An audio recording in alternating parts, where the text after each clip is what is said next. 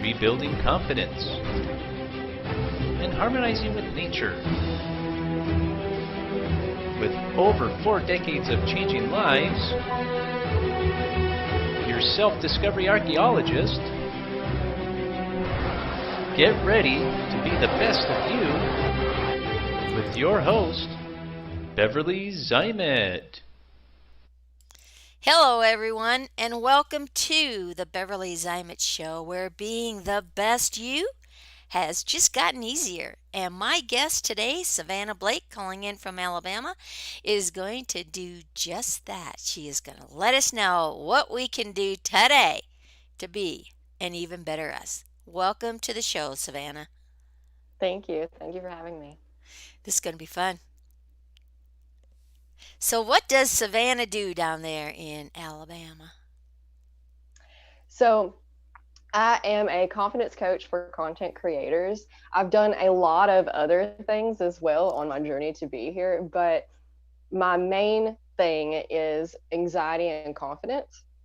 I didn't talk for the first 23 years of my life, really. Not to say that I couldn't talk, I wasn't mute, but I was so riddled with anxiety of various flavors that I physically couldn't make words come out of my mouth in a lot of situations. So I've just went through a lot of transformations going from this person who couldn't speak to one person in the room with them to doing podcasts and videos and live videos at that on a daily basis. And I finally reached a point in my life where I can turn around and help others do the same, Right? because it's not a matter of, oh, I can't do XYZ because this stands in my way. It's a matter of figuring out how to do XYZ despite the fact of this being in your way. And I fully believe that we need more confidence and less anxiety in this world. You know, they call it the age of anxiety, and everyone you meet almost has some form of anxiety. And when we can get past the barriers, get past the mindset blocks that are keeping us where we are, then we can step into who we were always meant to be and live from that place of bravery, essentially, of just being unapologetically you, because that's brave, right? A lot of us are Right. trying to be someone we're not. We're trying to fit ourselves into boxes to please other people, to be accepted by other people, to have other people love us. But when we can just step into who we truly are and be unapologetically us, which is so brave, then we can learn to give ourselves the love and acceptance and appreciation that we desire. And in this way, we become more vibrant, we become a better version of ourselves. And in that, we influence others, inspire others to do the same. You know, we create a safe place. When we're ourselves, we give other people a safe place, a permission to be their selves as well. And I truly believe that we can build a better world for us all through the ripples of our actions in this way. Wow, that was powerful. It's so powerful and so true. You made a couple points there, with anxiety. And gosh, I mean, I've noticed here recently too, over probably the last maybe 2, 3 decades, especially, it's like that level of anxiety is just keeping rising and rising and rising. And it's like, Mhm. wow, to me, it was like, what is this? What is causing this?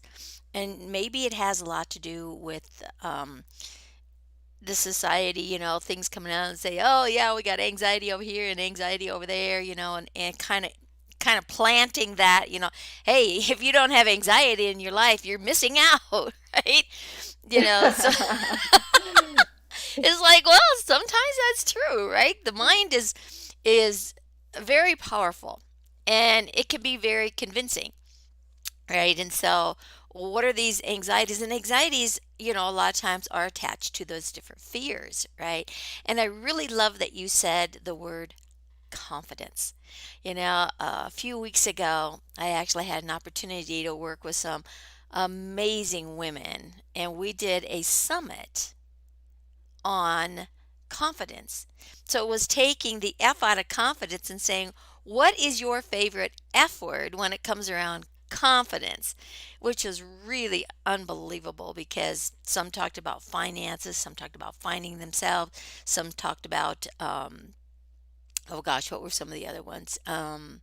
Fashion, finances. I mean, you name it, it was a broad spectrum of what confidence meant to them in that F word that they chose. It was so powerful. I was like, wow. And it's amazing here recently, things kind of just run in cycles. So many women have been coming on my show talking about just that, confidence or anxiety. Which side of the fence are you on? And you also mentioned another word, bravery. And that's a word you just don't hear very often anymore. But confidence and bravery kind of reside in the same library. They're different, but similar, right? So Mhm. let's talk about that for a minute, Savannah. Explain to the audience what your interpretation of confidence is versus bravery and how they can really be an asset and work jointly to move on this journey away from anxiety and into really having that level of confidence and awareness in themselves. So confidence is kind of the end goal, right? That's where we want to be. It's the end feeling. Having confidence means you really feel good about yourself. You like who you are, at least to an extent. Bravery is you may not have that confidence. You may be completely riddled with fear and anxiety. You may have tunnel vision, be shaking, have the heat in your face, all of the things that are, manifesting from fear. But choosing to be brave is choosing to do the thing anyway, taking the step out anyway, um, not letting it hold you back. And once you learn how to be brave and you do it anyway, and then you just keep on and keep on and keep on doing that, then eventually whatever you're trying to encompass confidence in, all of the fear will slowly start to melt away. It'll get a little bit easier, a little bit easier. You'll have breakthroughs in your mind. You're like, oh, I know a thing that helped me a lot when I first started doing all of this. um, I saw a need. I was like, wow, I thought growing up that most people were pretty confident and secure in who they were and whatnot. And I was just the odd man out. And then I became an adult and started hanging out with other people and seeing other people out in the quote unquote real world. And I started realizing that, wow, everybody has insecurities in some form or fashion. Every single one of us has insecurities about something somewhere. If we don't, then we're probably super egotistical and not an average person, right? But the vast majority of us do have insecurities somewhere. And Right. once I realized that nobody wanted to get on stage and talk and lead and show people a better way to do it, but somebody needed to get up on stage and talk and lead and show people how to do things, then it kind of became, it was kind of an oh crap situation. Like, I guess I'm the one that sees this, so I guess I should get up here and talk to people. And I absolutely started out like with the tunnel vision. You have a focal point when you're talking, and the focal point shrinks, and then you Right. realize it, and then it gets bigger. And I thought this was something that was just unique to me. I was like, something is wrong with me. I am not right in the head. The tunnel vision, everything around here is black, and then this thing is obviously not, logically it is not shrinking and getting bigger, but the more I stare at it, it does do that. And Right. the heat in your face, but you push through anyway. And I found myself in a position of luck essentially, to where I had people around me who I guess they saw the potential in me or something. They started me out, they kind of pushed me off a cliff in the form of like getting in front of people and talking and whatnot. At Mhm. work, we would have meetings and they would get up in front of everybody and give a speech and tell them about what we were going to do in the meeting. And then halfway through the meeting, they would point at me and go, "Now, Savannah is going to tell you how to XYZ." And I'm like, "Really? We didn't talk about this? You didn't give me a warning?" Like, I had no idea that Savannah was going to get up here and talk about XYZ. But in that moment, all eyes turn to you, and now you're on center stage. And what are you going to do? You make a decision in that moment. That's Are you exactly going right. to sink down in your seats? Are you going to run out of the room? Or are you going to try to live up to these expectations they have just put Right. on you? So my decision was always to try my best to live up to the expectations because I felt like that would be less embarrassing than getting up and leaving the room. So, Right, uh, exactly. yeah, so I was kind of pushed off the cliff of bravery and didn't really have a choice.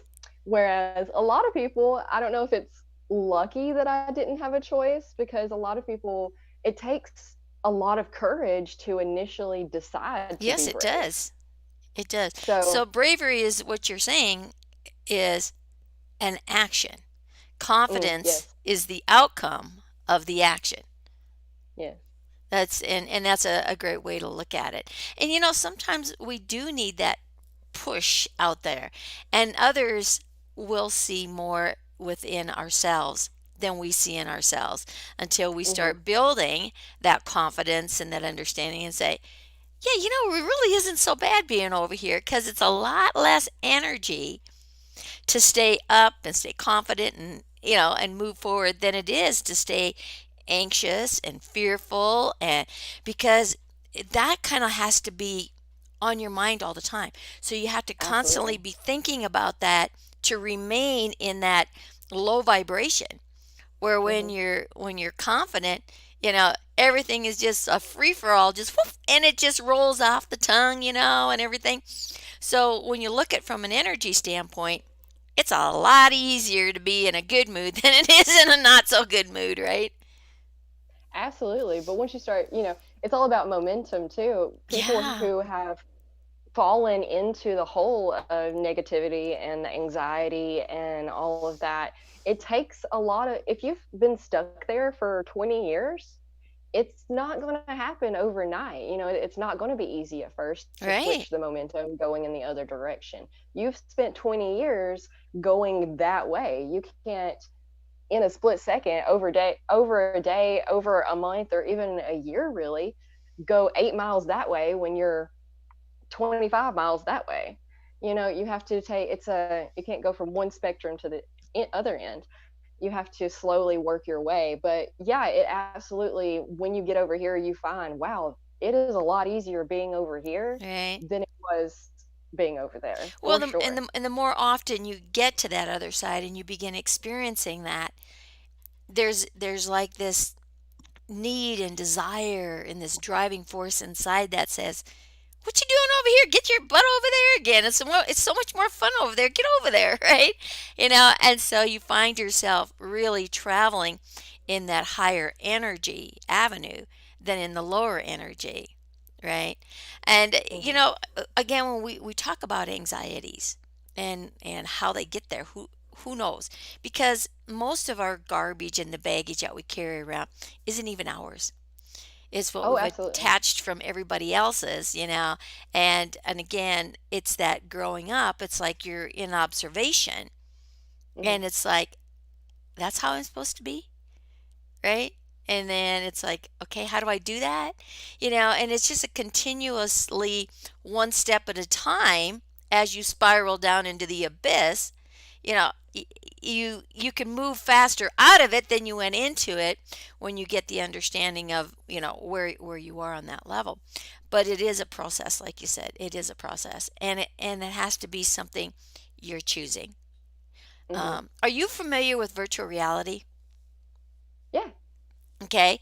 Do you know anything about it as far as working through anxieties and phobias and anything? No, I haven't connected the two in my head yet until just now. So I haven't thought about it. Well, the mental health institutions have been working in the virtual reality world for several years now, and they actually have programs designed for that with people that are really extreme cases, PTSDs and that type, really intense issues and phobias and fears that they found when they take them into the virtual reality world, they can move beyond those much faster because they can bring you to the element of what that anxiety or that fear is, and then immediately make it disappear and then come back and then disappear and then come back to overcome it at the speed of light, so to speak, right? And so they've been working from that avenue. And another thing with virtual reality, you talked about getting up there on that stage and grabbing that mic. Well, people would rather die. It's been proven they would rather die Oh yeah. than be a public speaker, right? So it's those phobias that you get over. In the virtual reality world, all inhibition just like goes by the wayside, right? And I think a lot of the reason for that is because we're jumping around a little avatar world, right? So everybody looks the same. It doesn't matter. So you're able to get up there. That confidence level really begins to increase. That bravery level increases because even if the eyes are on you, they're not on you, so to speak, right? Because Yes. because you're standing in the shadow of yourself Hmm. with the avatar, yet you're still able to really converse. But you know what?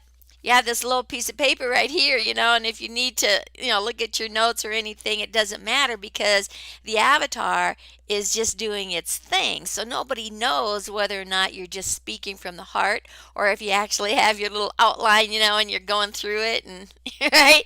So those inhibitions disappear.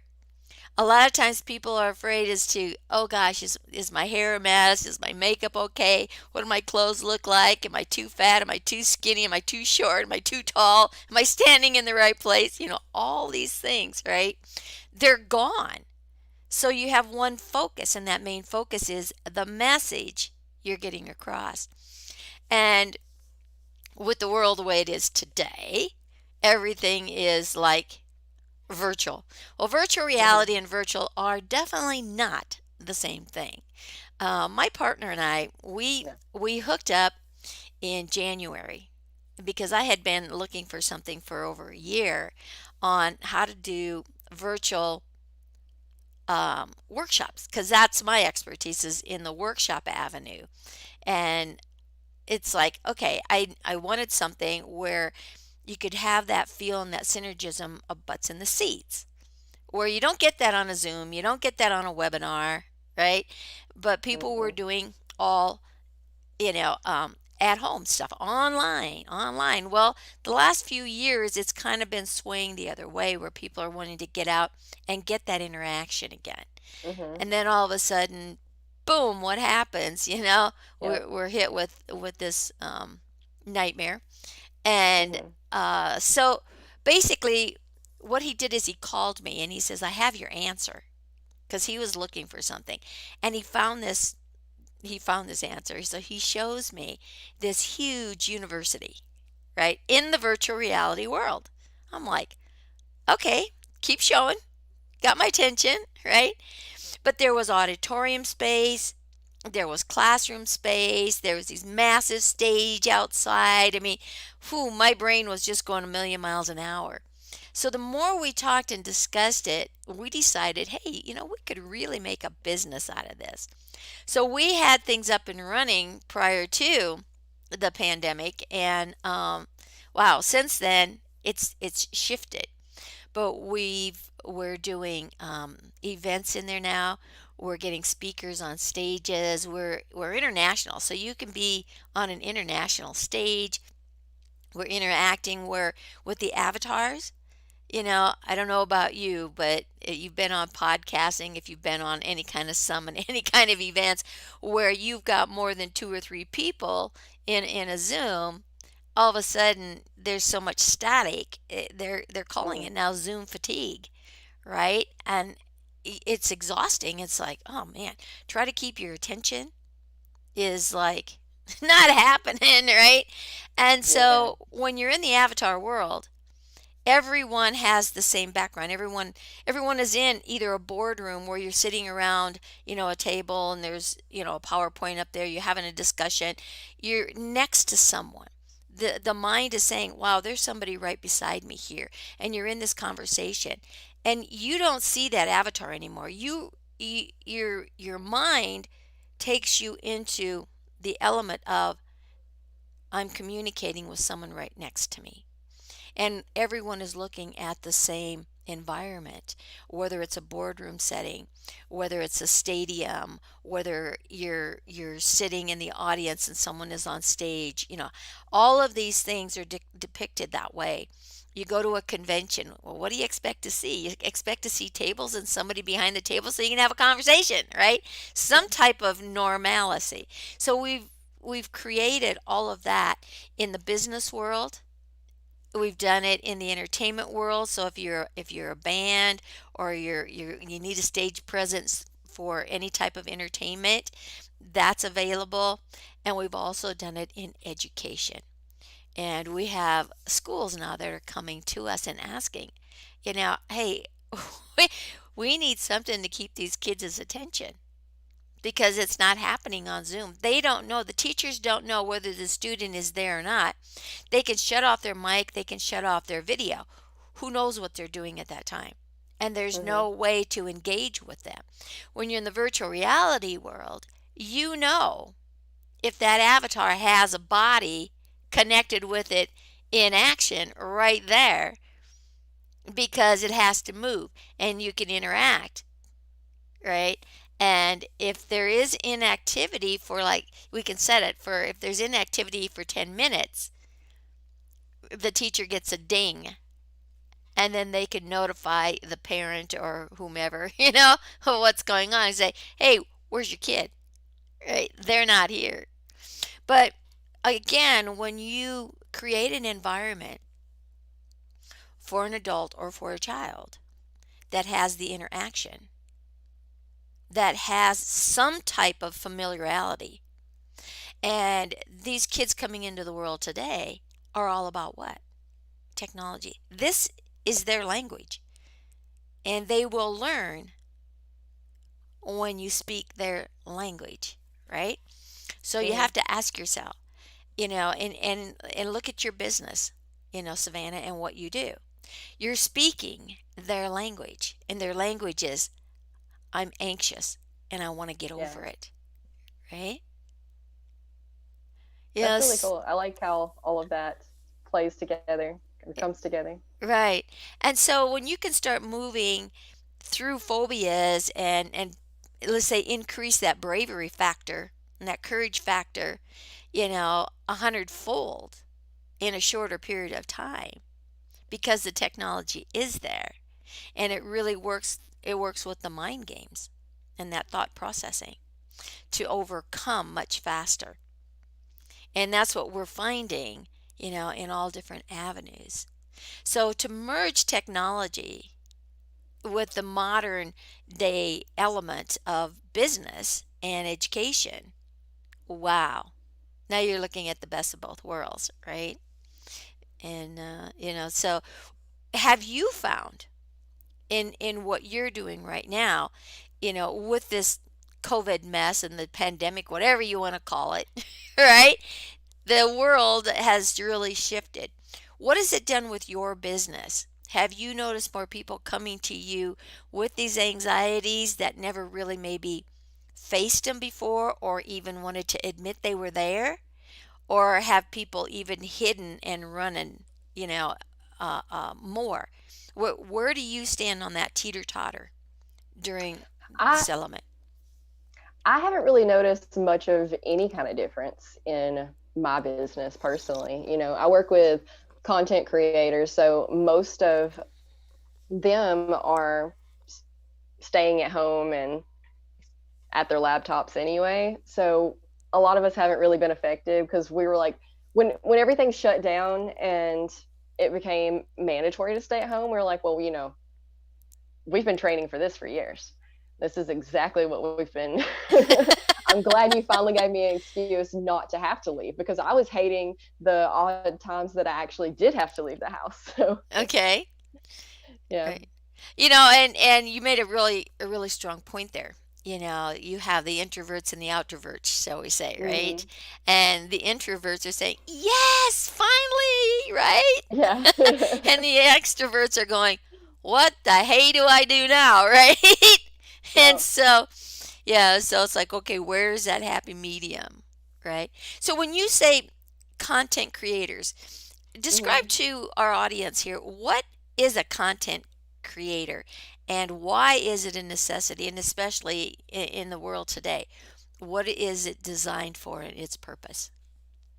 So content creators fall under the category of bloggers, podcasters, YouTubers, and everything in between. If you have some kind of message or art that you want to put out there and bring to the world through your an online platform, that's what a content creator is. We're bringing our expertise to a larger scale. We're teaching, we're inspiring, motivating, helping others do and be and live better, just as you do with your show, and I do with my my content comes in the form of blog posts, YouTube videos, and weekly lives. So if you create a video, that's content. If you create a blog post, that's content. If you write a book, that's content. I have a rapper that, raps are content.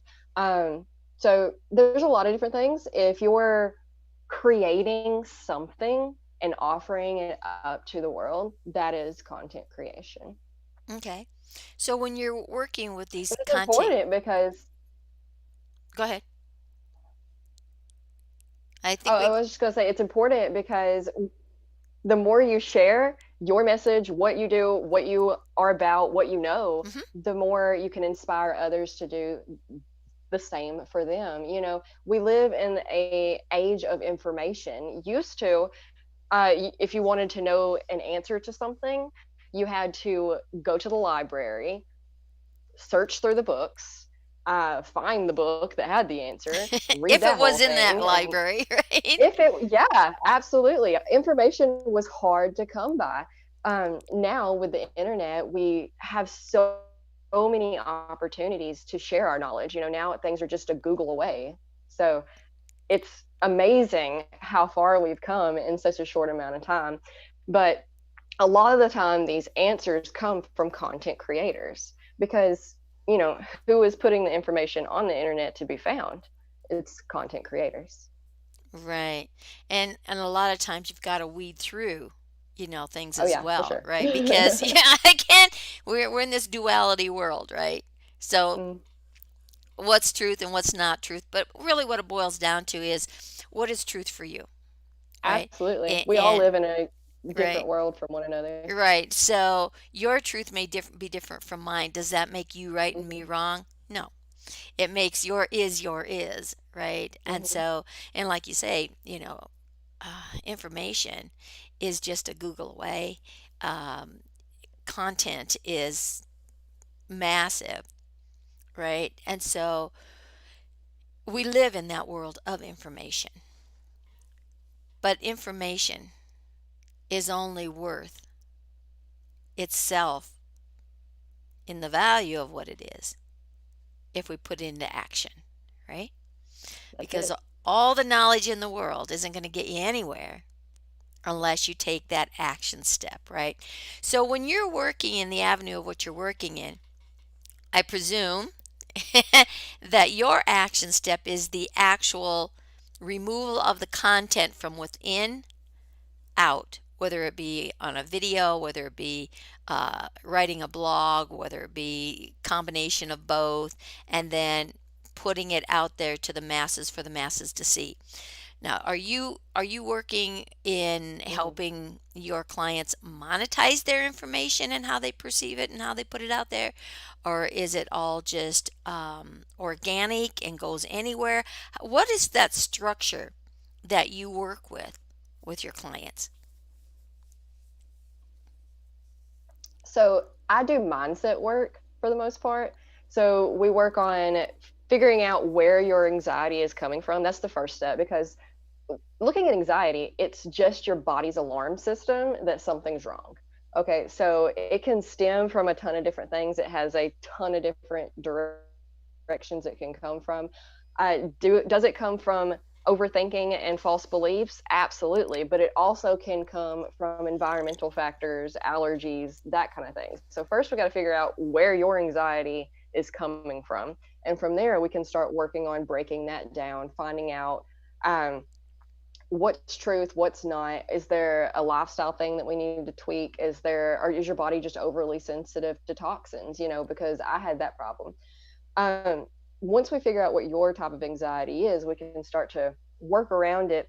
From there, I'm not a business coach.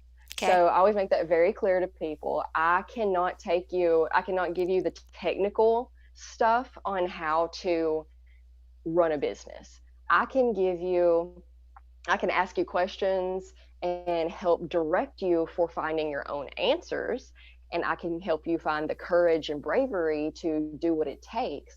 I can help you lay out a plan to figure out what the next steps are. There's a lot of things that I can do. I can help with branding, but as far as the business aspect of like taking payments and setting up a click funnel and that kind of stuff, I can't help with. But I can help you find the questions you need to type into Google. I can point you towards some experts that do know how to do SEO. I know, I know enough about running an online business because I've spent the past 5 years running my own online business that I can help you get off the ground. But if you're wanting to learn about SEO or keyword search or that kind of stuff, like, I'm not your person. But I do invite experts who this is their expertise into my Facebook group on Thursdays every week to do a presentation about SEO, and it's live, so you can get in there and you can ask questions and they'll answer you. And then if you really need work with SEO, then you can reach out to them. They have content that you can go through and read and listen to and watch to learn. So my main thing is mindset and confidence. We can help you find the direction towards starting up your business and whatnot. I can help you um, work on your message, work on your positioning, work on your client avatar. We can do a few of these things. We can get the base and the foundation set, but mindset and confidence and structure is where I expertise in, if that makes, yeah. So, Yeah, it makes sense. So basically, what you're mhm, doing is you're giving them the foundation mhm, to be able to build on the advancement of what they want to do. So, but you make available resources to go to that yeah, next step, which is really great because a lot of times, you know, when we're working with people, it's like you reach, you get them to a certain level, and then it's like, okay, what's next? And you go, I don't know, just go out there and figure it out. It's like, whoa, wait a minute, wait a minute. You build me all this confidence, now you're gonna slap me down, tell me now, where to go. So, and I think that's really relevant, with all coaches or healers or uh, any leader that's out there that's put themselves in the face of helping someone to get from one level to the next, to be able to have in their resources, mhm, the next step is like, okay, we can point you in this direction. Where do you think you want to go? Here's several different people. See which one they click with. And if maybe you don't mhm, click with any of them, but they may know someone else that has a better expertise for what you're looking for, but at least you've given them a direction to head. And I think that's where we all mhm, need to be, because right now we are so over inundated. I mean, when you walk into just a regular library, and all of a sudden, wow, shelf after shelf after shelf after shelf. You walk into a bookstore and shelf after shelf after shelf, right? You mhm, go to Amazon, right? And oh my God, how many millions of books are in there? So it's like, wow, where do you start? right? Oh yeah. And that overwhelming can be also a Hmm. trigger for anxiety, right? Absolutely. So again, it's like, okay, working together and collaborating in a group and in a Hmm. team, it is a team effort. Hmm. And with Digital Business International, the business that I was sharing with you with my partner and I, in the virtual reality world, it all started out as, and is still continues with, is that connecting businesses to businesses, right? And um, it's like we have our own little chamber groups in there. It's kind of like a lead generation group, BNIs, that type of groups where we get together with businesses, and then each of the groups can get together with the other groups, and we have events where they can start to interact, so that when you start to communicate and really get to know everyone that is in your group, but also get to know other people's groups, it's like, wow, I would like to get to know who you are, what your business is all about, and what can you do to help my Rolodex of people, right? Hmm. It's not about throwing up on someone and trying to shove your what you do down their throat and say, you have to buy this from me because I'm this and I'm that. And it's like, whoa, wait a minute, wait a minute, wait a minute. We're losing something in the definition here, right? It's that socializing and really getting to know, like, and trust who that is, and Hmm. working together on joint adventures. It's not always about business and selling, it's about getting to know and to interact. And that's why we opened it up globally, to others, and being able to cross lines and cross, states and countries and language barriers and everything. And when you look at where the internet has gone, oh my goodness. And especially now, because it was like, how do people interact? Because people are not going to stop interacting. So Hmm. it was an option, right?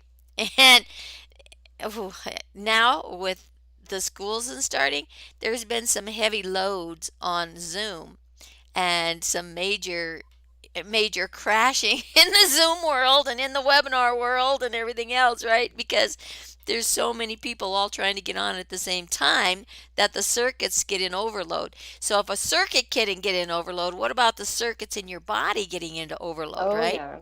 Right? So Absolutely. so when we look at that technology, our bodies really are not so different than the technology that we're using right here at this very moment, talking from Denver, Colorado to Alabama, right? And Hmm. and, and again, we've had a little bit of, jerky. You mentioned that there's a storm down there, and Hmm. so you have to kind of work with it with work with what technology gives you. Work with what you are given, whether it's Hmm. in the technology avenue or if it is your own electrical current, and Hmm. that's working, right? Is to what is triggering this circuit within to create courage, to create confidence, or to have that base of anxiety or fear or guilt or grief. Where's the balance? Yeah. What trigger am I going to trip? What circuit am I going to rewire and rechange? You talked about mindset. Now Hmm. you're talking my language, right? You talk about all those neurotransmitters up there, and where do they go? But every Hmm. circuit is going to attach itself to the memory that's in the cell. And that memory is going to throw out onto that circuit what it knows. And so now it comes to doing what? Rewiring that circuit to take that message and delete the message and put a new message in, so that now when that circuit is running, you're getting confidence instead of anxiety, right? Hmm. Right? So when you're working with someone, I, I just really find this so fascinating, because there's so many different avenues of it. So when you're working with someone in that mindset avenue, how do you lead them down that trail into the rewiring part of it? So the two major things I use as tools for reworking all of this is journaling and meditation. So journaling, I want you to start an anxiety journal. And it's not just anxiety. Well, anxiety is kind of a blanket term for overwhelm, stress, Right. perfectionism, uh, self-love, self-worth, all of these things. So start a anxiety journal. Every time you feel anxious, jot down what's going on, what your process was. So we want to find patterns. And once we find patterns, we can start to understand what's triggering it and where it's coming from here, I really advise meditation, and I teach people how to. I understand that meditation can be very daunting because we don't understand it. When we understand it, we can start to implement.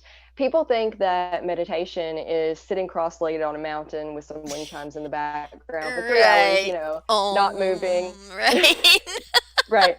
And I mean, if you're a monk, then sure, that's how you do that. But for regular people, we don't have that kind of time, that kind of energy, because it does Right. take energy to sit there for 3 hours and not move.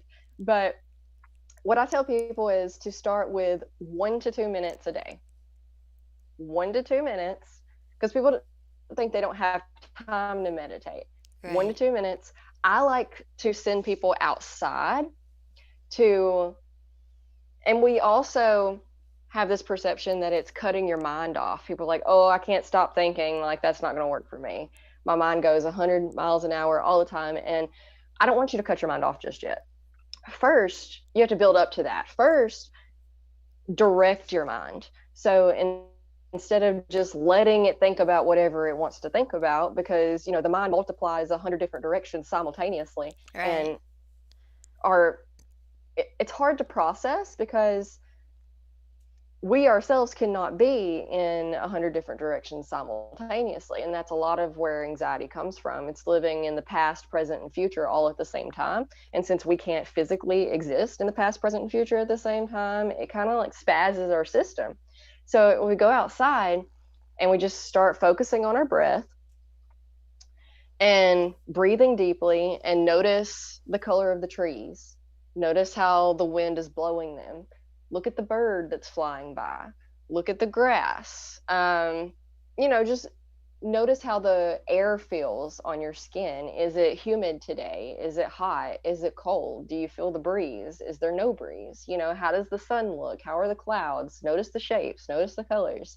And so once we start, because meditation isn't shutting off the mind, it's learning to control the mind, and in it learning to control the emotions, and then in that learning to control the body, so that we can act despite the fears and the thoughts that are coming up, because 9 times out of 10 the thoughts and the fears that are coming up are lies that your mind is telling you in an effort to keep you safe.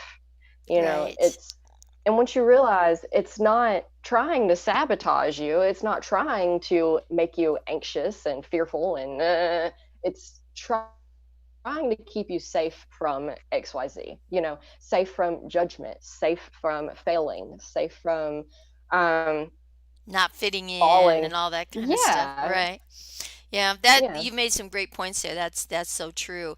And I like, what you say, to go outside because for me, the workshops and things that I teach are all about nature and the silent messages that nature gives. If you look at Mm, nature, nature will always bring itself into harmony no matter what. Even when there's tsunamis, hurricanes, tornadoes, fires, volcano, you name it, right? It's all about bringing its positioning back into balance. So when things really run amok, go out in nature and take a walk. It just, you can't stay uncomfortable when you're in nature, right? And so, yeah, you got to create that space right, and get away from technology. There's always notifications and news and people wanting our attention and grabbing our attention and pulling at us all the time with these screens, on our phones, on our computers, on our TVs, the people in our lives, the people that we right, live with. If you go out, there's noise. If the noise and the constant attention, we weren't we weren't formulated in that kind of environment. We didn't evolve in that kind of environment. It was very peaceful, very quiet, very slow. And if you go outside and get away from all of that, leave your phone in the house, then you get back to your natural state of calm and peaceful, because you can just focus on what's right there in front of you at this moment. Right. And it gives you an opportunity to go inward versus Mm. outward, right? Because all the answers are inside, right? Oh yeah. And your breath, is really a key element, too, is that Hmm. breathing. And a lot of people think that they don't know how to meditate. If you've done any kind of daydreaming, you're meditating, right? Yep. So it's whenever you focus a thought that stays focused in one direction, you're in a form Hmm. of meditation. You can do Hmm. open eye, you can do closed eye. How many times have you gotten entwined in a movie where you're watching it and you feel like you're right there in it, and you're that person, well, they really get me, and you're there, you're feeling their pain, you're feeling their happiness, right? You're in meditation, right? Hmm. Everything else So falls away. exactly, exactly. Oh, I gotta tell you, living in Vegas and going in the casinos, okay? I am a people watcher, and now you have row after row. You got all these machines, right? And people are sitting there, and they are so focused and so engrossed on those machines, they have no idea who is sitting next to them, who is Hmm. walking by, what's being said. A bomb could go off right behind them. They would have no awareness whatsoever, because they are so enthralled in what's going on in front of that screen. And it's like a mesmerizing, right? Because you've Hmm. got the flashes, you've got the movements, you got the sound. So all of these things are taking you away from what's around you to what's just directly in front of you. And when you start to observe things like that, it's like, wow. So where have you placed yourself? Just take a look at that for a moment, audience, right? Where have you placed yourself where all of a sudden you were totally oblivious to what was going on? How many of you have driven? This is a scary part, but not really. Right? Where you've went off to drive from one point to another, and all of a sudden your awareness comes back and you said, "Oh man, how did I get here so soon?" Right? Where were you? Right? Right? So we go into these avenues of meditation that we don't even realize that we have. So for someone to say they can't Hmm. do it, or they've never done it, or they are not able to, unconsciously, you've been doing it all your life, right? Yeah, they just don't understand it. That's Right. all. And I think that's that word right there, understand. Hmm. Understand, right? And with science now, science and physics and metaphysics are kind of like all in the same bed, where they used to be not even on the Uh-huh. same planet, which is really fascinating because it makes the work that we do Exciting. so much simpler, because now you have the science behind the knowing. And so Hmm. that understanding, do you need all the technicalities? No, but if you have a general understanding, it makes it it makes it more readily available, and it makes you want to, like, okay, yeah, I can do this. I can do this, right? Hmm. Okay, yeah, gives a little bit of direction and guidance, and whatever. So, wow, Savannah, this has been awesome. I've really enjoyed it myself as well. And if you had one thing to leave with the audience about what you do and what they can do around this anxiety versus confidence, what would you say to them? I mean, reach out for help. I tried for 15 years probably to rid myself of anxiety and find my confidence on my own. And I mean, yeah, I did eventually get to this point, and not completely by myself, but I did finally have help. But life was not meant to be lived alone. It was not meant to be navigated alone.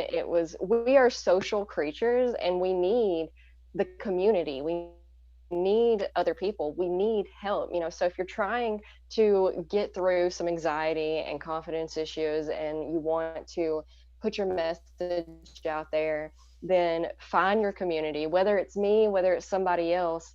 Reach out to them, ask questions, ask for help, and don't stop asking for help until someone helps you. And not to say that you don't have to put the work in yourself. No one's ever going to come rescue you. And that's another thing that we have to learn, is that a lot of us sit around waiting to be rescued, wanting somebody to take the extra leap and pull them out of the darkness, when it's you yourself that has to rescue you. And I can help, others can help, but you have to reach out for to us and want to help and want to put forth the effort and the energy and the work to get from where you are to where you want to be.